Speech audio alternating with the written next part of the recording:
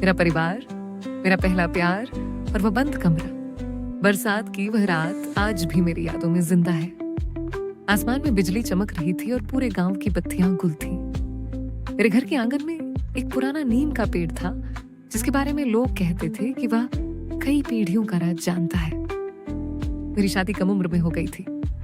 समय के साथ मैंने अपने परिवार को ही अपनी दुनिया मान लिया। मेरे पति मेहनती थे और हमारा छोटा सा परिवार धीरे धीरे खुशियों से भरने लगा। लेकिन दिल के किसी कोने में अतीत की कुछ अधूरी यादें दबी हुई थी। एक दिन घर की सफाई करते समय मुझे दादी का पुराना लकड़ी का संदूक मिला। उसमें पुराने कपड़ों के नीचे एक पीला लिफाफा रखा था, जिस पर सिर्फ 2 शब्द लिखे थे, सिर्फ आखिरी सच। मैंने लिफाफा खोला। अंदर एक पुरानी तस्वीर और एक चिट्ठी थी। तस्वीर में मेरे ससुर, गांव के एक बुजुर्ग और एक अजनबी युवक साथ खड़े थे। चिट्ठी में लिखा था, अगर यह चिट्ठी तुम्हारे हाथ लगी है तो समझो कि सच छिपाया नहीं जा सकता। पुराने कुएं के पास बने बंद कमरे की चाबी मंदिर की घंटी के पीछे छिपी है।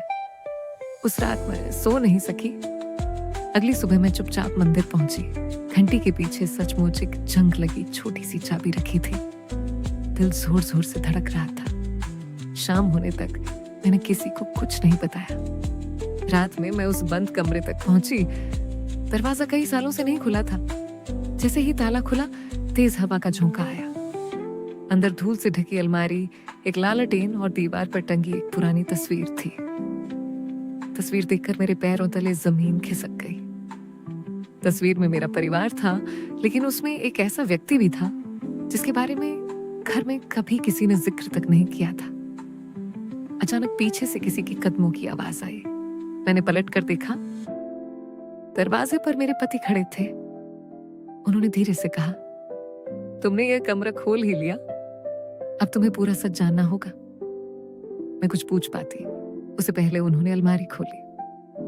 अंदर एक डायरी थी, जिसकी पहली पंक्ति पढ़ते ही मेरी आंखें फैल गईं। इस परिवार की असली कहानी आज से नहीं 30 साल पहले शुरू हुई थी। और तभी बाहर से किसी ने जोर से दरवाजा बंद कर दिया।